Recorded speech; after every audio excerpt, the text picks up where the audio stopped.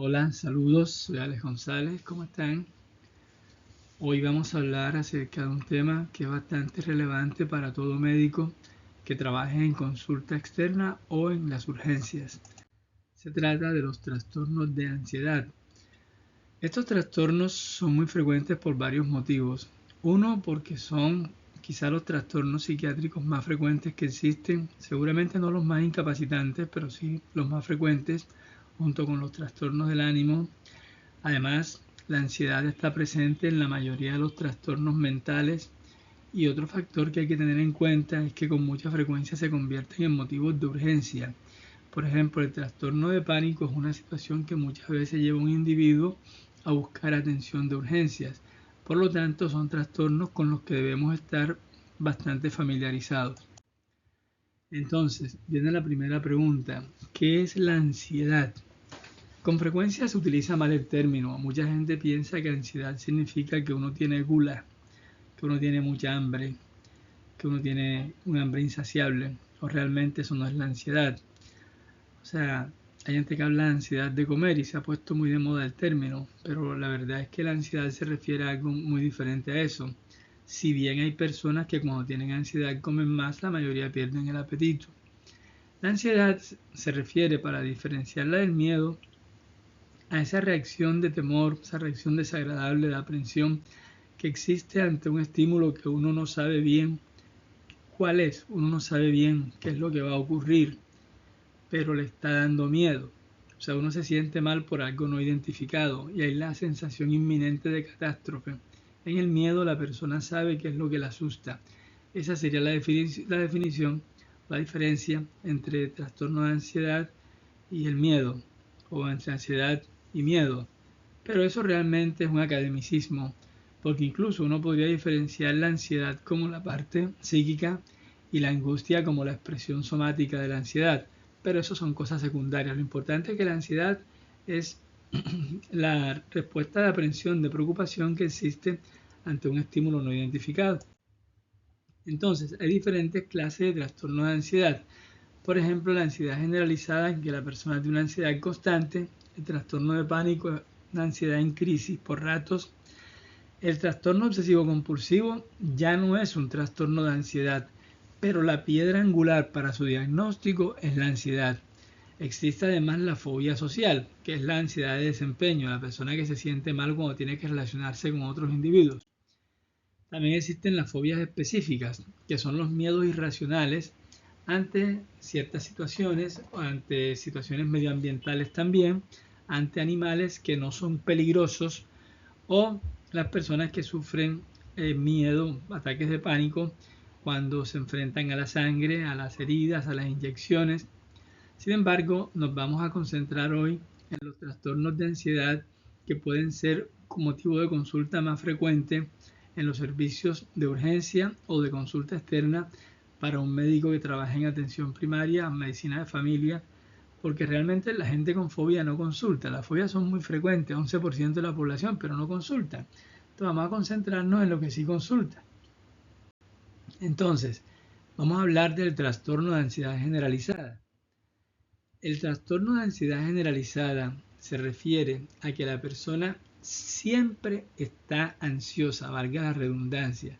O sea, a lo largo de todo el día, esta persona está ansiosa. No es como en los ataques de pánico que la persona se siente ansiosa durante unos minutos y después se le pasa. No, no. Aquí la persona está constantemente ansiosa. Está muy preocupada. Ahora, ¿qué la preocupa? Ella no sabe bien qué le preocupa. Puede ser que le preocupe algo vago, difuso, la sensación de que algo va a pasar, o puede ser que esté muy preocupada por las cosas cotidianas, por ejemplo, el trabajo que tiene que hacer, las obligaciones que tiene en la casa, la plata que tiene que pagar. O sea, una persona que ya aprendió una respuesta de ansiedad que reemplazó la respuesta de relajación, que es lo normal. Hace poco veía por ahí en una de esas publicaciones de Instagram que todas las emociones son válidas y que la ansiedad es una emoción válida. Bueno, la ansiedad la verdad es que es una respuesta desadaptativa, porque si uno tiene la inteligencia, el conocimiento para hacer las cosas, no necesita estar ansioso. La ansiedad es un remanente evolutivo, pero no quiere decir que sea una emoción válida, porque si eso fuera así, no existiría la terapia cognitiva aplicada a los trastornos de ansiedad. O sea, eso tumbaría la teoría cognitiva, porque eso es una respuesta desadaptativa completamente. El individuo con ansiedad generalizada muchas veces está inquieto, no se puede quedar tranquilo, no puede estar relajado, está moviendo las piernas, está moviendo las manos, se está sobando los muslos, se retuerce las manos y tiene la sensación de que tiene los nervios de punta, de que puede explotar en cualquier momento o puede sentirse atrapado por las situaciones o atrapado por su entorno físico. Y además le cuesta trabajo concentrarse, por supuesto, porque si uno está ansioso, si uno está preocupado, no puede concentrarse. Es lo mismo que pasa cuando una persona está deprimida. Las personas con ansiedad generalizada con frecuencia se tornan irritables. Claro, porque un estrés crónico como este termina haciendo que la persona explote. Puede tener tensión muscular que se manifiesta en dolores en el cuello, dolores de espalda, dolores en los hombros. Puede tener además dolores en las piernas, en cualquier parte del cuerpo debido a la tensión muscular que existe, pero lo más frecuente son los dolores cervicales posteriores. El principal problema de sueño que se presenta en la ansiedad generalizada es el insomnio de conciliación, pero también puede haber la sensación de sueño no reparador, un sueño superficial. Y hay personas que cuando tienen ansiedad tienen ataques de sueño, pero no es lo más frecuente. Y en cuanto a los problemas de apetito, lo más frecuente es la inapetencia. La persona con ansiedad no quiere comer. Algunas personas reaccionan a la ansiedad comiendo mucho, sobre todo comiendo chatarra, comiendo basura. La persona que tiene un trastorno de ansiedad generalizada por lo general cae en un círculo vicioso bastante desafortunado. Esta persona piensa, si no estoy ansioso, no trabajo bien. O sea, si no estoy ansioso, no funciono bien. Pero al mismo tiempo piensa, la ansiedad me va a matar. Es una persona que está bastante afectada porque por un lado, si no estoy ansioso, no trabajo bien, pero la ansiedad me va a matar. Y la segunda parte sí es probable, porque una persona que viva crónicamente ansiosa puede terminar con un infarto agudo de miocardio, por poner un ejemplo, o termina con un colon irritable, o termina con una colitis, o con una neurodermatitis, o con alteraciones inmunológicas, alteraciones endocrinas, lo que ustedes quieran. Entonces, es un círculo de que la persona no puede escapar realmente y ahí es donde uno hace la intervención cognitiva. Por ejemplo, demuéstreme de qué le sirve la ansiedad a usted para trabajar. No es suficiente de pronto con lo que usted conoce, no es suficiente con su inteligencia, no es suficiente con su experiencia. Dígame qué es lo peor que pasaría en su trabajo si usted dejara de sentirse ansioso. Así son preguntas que hacen parte del cuestionamiento socrático que uno le hace a un individuo que tenga una ansiedad generalizada. Bien, entonces esta es la manera en que lo presenta el libro, ¿no? Que la ansiedad generalizada es una ansiedad y preocupación excesiva o anticipación aprensiva que se produce durante mínimo 6 meses en relación con diversas actividades del individuo. Pero ojo que uno no tiene que esperar 6 meses para hacer tratamiento, como ustedes bien lo saben. Si les llega a una persona que tiene un mes de estar ansioso, 15 días de estar muy ansioso, pues claro que hay que iniciarle un tratamiento. Simplemente esto es una cuestión académica, una cuestión técnica, eso de los 6 meses. Y al individuo le es difícil controlar la preocupación, sí, eso es cierto. La persona no puede, como ya lo hemos mencionado, dejar de preocuparse. Entonces la persona debe tener 3 o más criterios de los siguientes, excepto que sea un niño, porque en el niño basta un solo criterio. La sensación de estar atrapado con los nervios de punta o la inquietud. El hecho de sentirse fácilmente fatigado también hace parte de los criterios de ansiedad generalizada. La dificultad para concentrarse o quedar con la mente en blanco. Eso de la mente en blanco es relativo, porque las únicas personas que pueden realmente poner la mente en blanco son las que son expertas en meditación, por ejemplo los monjes budistas. Pero basta con no tener el pensar sin parar, con el hecho de que uno tenga los pensamientos tranquilos. Eso es lo ideal, que una persona en su vida cotidiana solamente tenga los pensamientos necesarios para funcionar, pero no que esté en el pensar sin parar, que sí es un evidente indicio de que la persona está ansiosa. Bueno, tenemos la irritabilidad mencionada, la tensión muscular mencionada y los problemas de sueño mencionada. Entonces, con 3 de eso es suficiente para que la persona sea diagnosticada con un trastorno de ansiedad, uno no tiene que saberse esto de memoria, pero cuando uno hace la historia clínica los síntomas van apareciendo, porque no hay síntomas que se den aislados, tarde o temprano aparecen otros síntomas. Entonces uno va viendo cuáles son los síntomas que tiene la persona y hace el diagnóstico sin necesidad de saberse esto de memoria. En cuanto al tratamiento de la ansiedad generalizada, hay una parte que son los medicamentos, ¿no? Entonces, los inhibidores selectivos de la recaptación de la serotonina son los ideales. La fluoxetina puede producir cierta hiperexcitación inicial, así que de pronto es mejor irse con sertralina o fluoxamina o escitalopram para el manejo de estos pacientes. Tenemos los antidepresivos duales, perdonen que repetí la D allí por error. Los antidepresivos duales son la venlafaxina, la desvenlafaxina y la duloxetina. Bueno, tanto la venlafaxina como la desvenlafaxina han demostrado mucha utilidad en el trastorno de ansiedad generalizada. De hecho, la desvenlafaxina es un medicamento que uno utiliza mucho, igual que la venlafaxina cuando hay depresiones con ansiedad. Casi todas las depresiones tienen ansiedad, me refiero a cuando es muy notorio. Y la pregabalina es una excelente opción para la ansiedad generalizada. Es un excelente medicamento, muy bien tolerado y que tiene un índice terapéutico bastante amplio. Por ejemplo, las dosis que uno utiliza. Uno con pregabalina puede empezar con 25 miligramos en la noche, aunque lo más frecuente es que uno empiece con 75 miligramos, pero esto varía en función de la edad también. Y se pueden manejar hasta 600 miligramos diarios. Entonces miren que es un rango bastante amplio.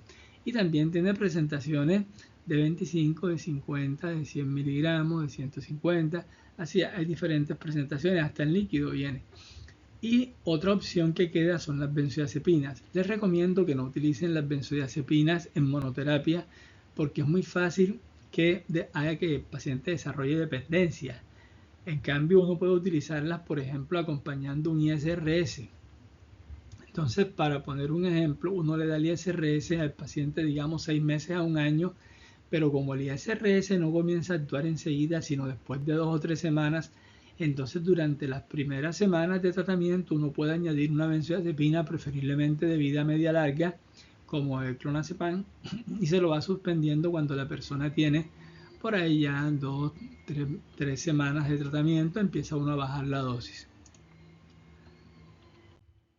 Ahora, continuando con los temas del tema de los trastornos de ansiedad, entramos al trastorno de pánico. El trastorno de pánico se diagnostica cuando la persona tiene varios ataques de pánico. O sea, cualquiera puede tener un ataque de pánico en un momento de la vida. Incluso los ataques de pánico pueden darse en otras situaciones de trastornos mentales o físicos. Por ejemplo, una persona puede tener un trastorno de pánico en un estrés postraumático, en una depresión, por poner varios ejemplos. Puede tener un ataque de pánico en cualquiera de esas situaciones y eso no llega a ser un trastorno de pánico como tal, aunque pueda haber la comorbilidad. Por ejemplo, muchas personas que tienen un trastorno bipolar también sufren un trastorno de pánico. Y hay personas que por una condición médica como por ejemplo un problema cardíaco o gastrointestinal o respiratorio puede presentar ataques de pánico. Pero no quiero confundir las cosas. Lo que yo quiero decir es que el trastorno de pánico se diagnostica cuando la persona tiene varios ataques de pánico que no se relacionan con un estresor evidente, como es el caso de las fobias, ¿ya? Ni tampoco son el resultado de una enfermedad médica como un hipertiroidismo, por ejemplo, y que se manifiesta de la nada, aunque algunas personas intuyen cuando les van a dar. Entonces, estos ataques de pánico se dan independientemente de otros trastornos psiquiátricos o físicos. Estos ataques de pánico duran pocos minutos. Estos ataques de pánico van seguidos de preocupación por las implicaciones y le ocasionan malestar al individuo. Entonces, cuando alguien tiene varios ataques de pánico, ya decimos que tiene un trastorno de pánico. No basta con tener un solo ataque de pánico. Entonces, los ataques de pánico son episodios de pocos minutos de duración, muy rara vez duran más de 20 minutos. Lo que pasa es que la persona siente que pasaron horas. Es igual que cuando uno está donde el odontólogo y uno siente que estuvo ahí todo el día y estuvo realmente solamente 1 o 2 horas.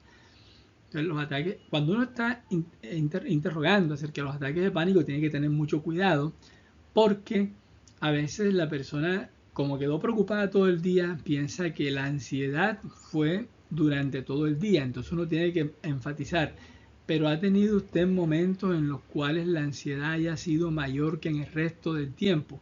Entonces ya esos son ataques de pánico como tal, o sea, para poder diferenciarlo de la ansiedad generalizada.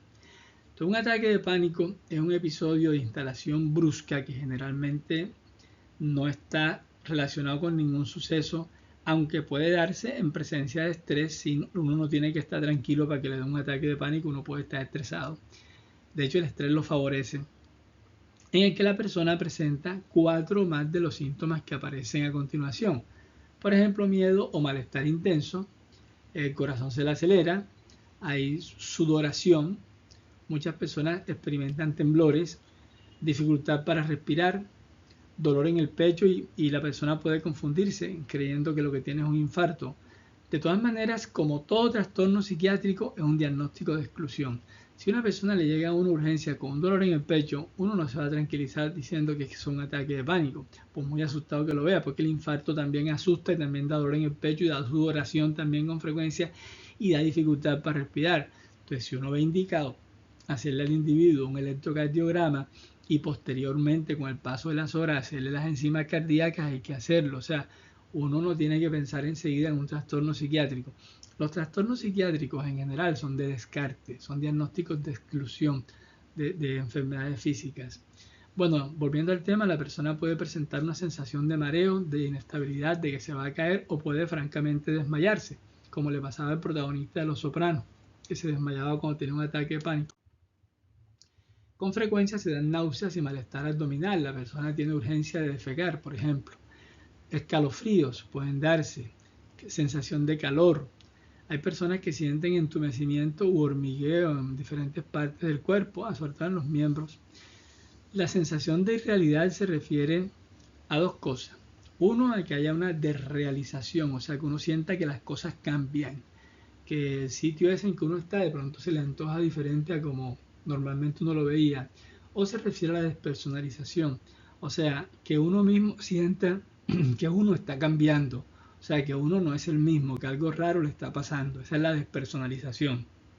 También tenemos el miedo a volverse loco o miedo a perder el control. Hay mucha gente cuando le da la crisis piensa que no va a poder controlar la situación. Y por último, pues el miedo a morir, que muchas personas con ataques de pánico piensan que la crisis los va a matar directamente o porque les va a producir un infarto, una crisis hipertensiva, etc. Entonces, ya viendo cómo lo dice el libro, vamos a resumir lo que dice el libro.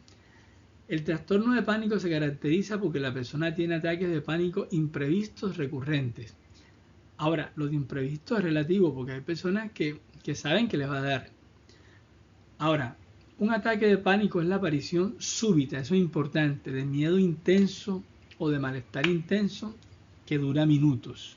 Esto no dura 1 hora, o sea, no hay mal que dure 100 años ni cuerpo que lo resista. Se caracteriza por, como dice en el libro, aproximadamente, estas son las palabras, ¿no? Palpitaciones, sudoración, temblor o sacudidas, dificultad para respirar o asfixia, ahogo. Bueno, es casi lo mismo la dificultad para respirar que el ahogo. Además, dolor o molestias en el tórax, náuseas o malestar abdominal, ya todo esto lo hemos mencionado, solamente para mostrarles cómo lo dice el texto. Ustedes ven que son prácticamente las mismas palabras, ¿no?, que hemos empleado.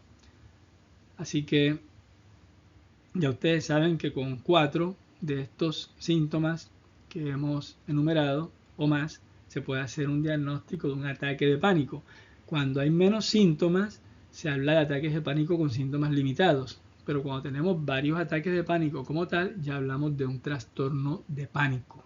Bueno, entonces, ¿cuál es el tratamiento farmacológico? El tratamiento farmacológico consiste en que la persona puede dársele, al igual que en la ansiedad generalizada, un inhibidor selectivo de la recaptación de serotonina. Por ejemplo, puede dársele cualquiera, que a ustedes les guste, pero yo les recomiendo que se familiaricen con 2 o 3, por ejemplo, que aprendan a utilizar la sertralina, que aprendan a utilizar el escitalopram, y van muy bien. O sea, con esas opciones van de maravilla. Ahora, la pregabalina se utilizaría acompañando al ISRS cuando los ataques de pánico son frecuentes. Hay personas que tienen ataques de pánico cada 15 días o cada mes. Eso basta con darle el ISRS, él va a actuar dentro de 2 o 3 semanas. Pero si una persona tiene ataques de pánico diarios, es mejor acompañarlo con pregabalina, empezando con 75 miligramos en la noche. Aunque los ataques de pánico no sean de noche, uno puede empezar con 75 miligramos en la noche. Y cuando los ataques de pánico son muy graves, entonces uno puede adjuntar una benzodiazepina. Ya ahí no se daría pregabalina, sino que daríamos el ISRS y la benzodiazepina. Entonces, pronto se controlan los ataques de pánico y ya se estabiliza el paciente y el ISRS está empezando a actuar porque han pasado 2 o 3 semanas, entonces ya uno empieza a quitar la benzodiazepina y la retira a razón de 25% cada 5 días hasta que la quite completamente para evitar el riesgo de la dependencia y esas cosas. Ahora, hay otras cosas en el tratamiento, tanto del trastorno de ansiedad generalizada como en el trastorno de pánico. Por ejemplo, el ejercicio físico es fundamental para manejar tanto los trastornos de ansiedad como los trastornos del ánimo.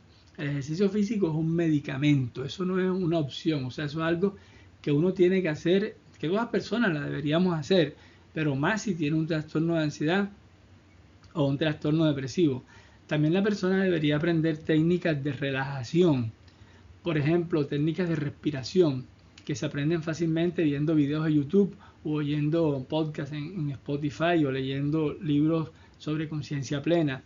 También es otra cosa que la persona puede practicar, la plena conciencia o mindfulness, que es la misma cosa. Eso también ayuda mucho al manejo de la ansiedad. Y tenemos los cambios en el estilo de vida. Por ejemplo, que la persona no esté fumando, porque el cigarrillo crea un círculo vicioso. Uno fuma porque está ansioso y entonces apenas le hace falta el cigarrillo, le dan más ganas de fumar y así, porque él ha sido un reforzador positivo para la ansiedad. Hay que dejar de consumir alcohol durante un tiempo, porque el alcohol, ustedes saben que al día siguiente en el guayabo puede manifestarse con alteración del estado emocional y muchas veces eso ocurre con ansiedad. Entonces tampoco se debe consumir ninguna otra sustancia recreativa. Así que hay ciertos cambios en el estilo de vida que ayudan a mejorar la ansiedad. Les recomiendo que les sugieran a los pacientes que aprendan plena conciencia o técnicas de relajación, que como les digo pueden ser de respiración o pueden ser de contracturas musculares, etc. Bueno, hay que tener en cuenta la psicoterapia. Generalmente en los trastornos de pánico uno utiliza más que todo y en el trastorno de ansiedad generalizada uno utiliza más que todo la terapia cognitivo-conductual. Por ejemplo, un individuo que tiene trastorno de pánico, lo primero que uno tiene que hacer es una educación cognitiva. Y para esto no hay que ser psiquiatra ni psicólogo. Miren, una persona llega con unos ataques de pánico y uno hace el diagnóstico de un trastorno de pánico, le explica, lo que usted tiene es desagradable, pero no es grave. Esto no ha matado a nadie. Usted no va a ser el primero en matarse, en morir. Esto se debe a una hiperactividad de un núcleo en el cerebro que se llama núcleo del locus coeruleus. Y entonces no hay que decirle el nombre al paciente, ¿no?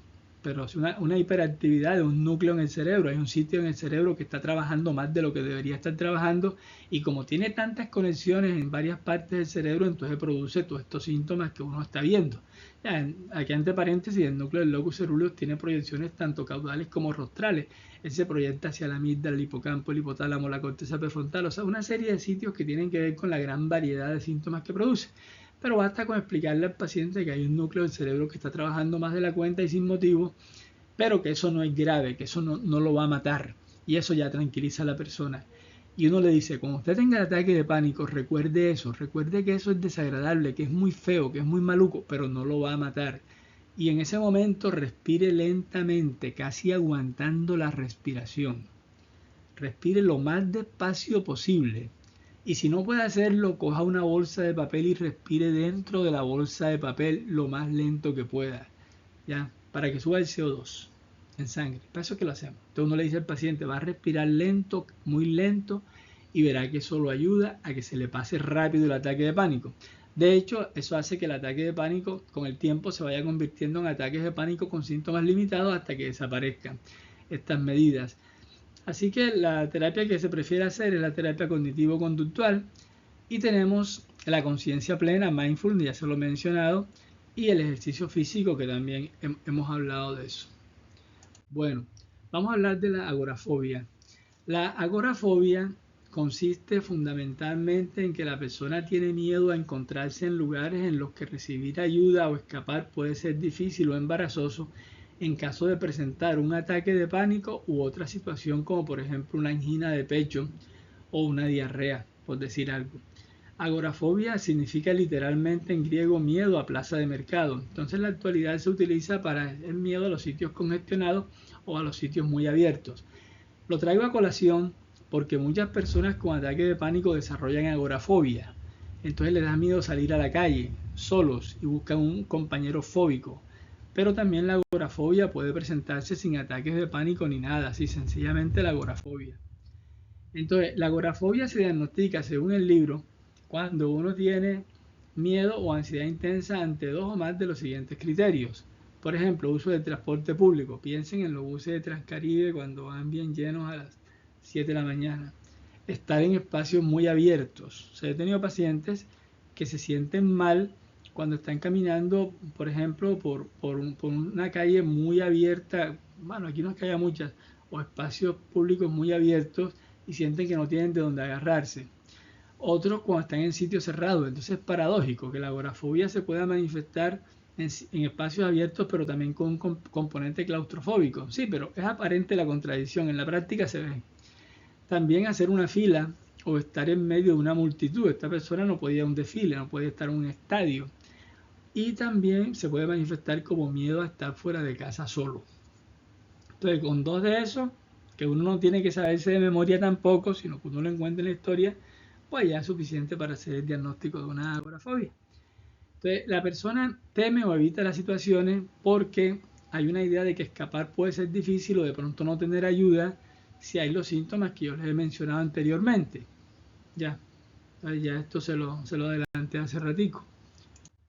Ahora, estas situaciones provocan miedo o ansiedad, eso es cierto.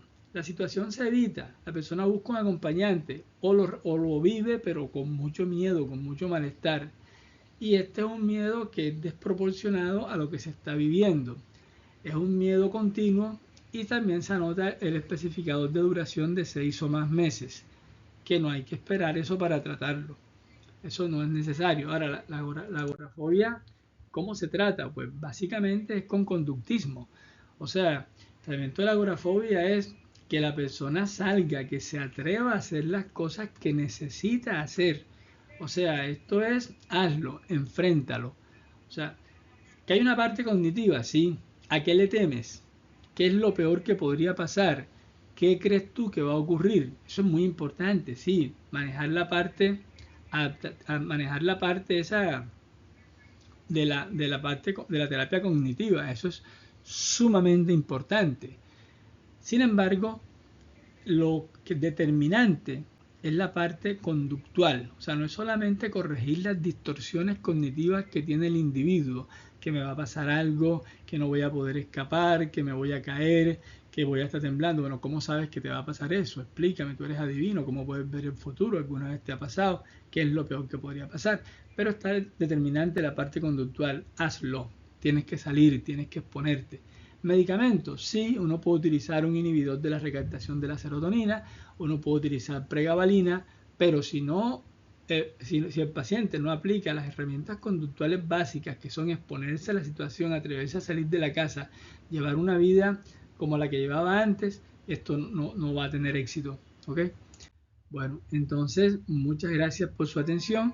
Yo espero que este video sea de utilidad y bueno, hasta el próximo.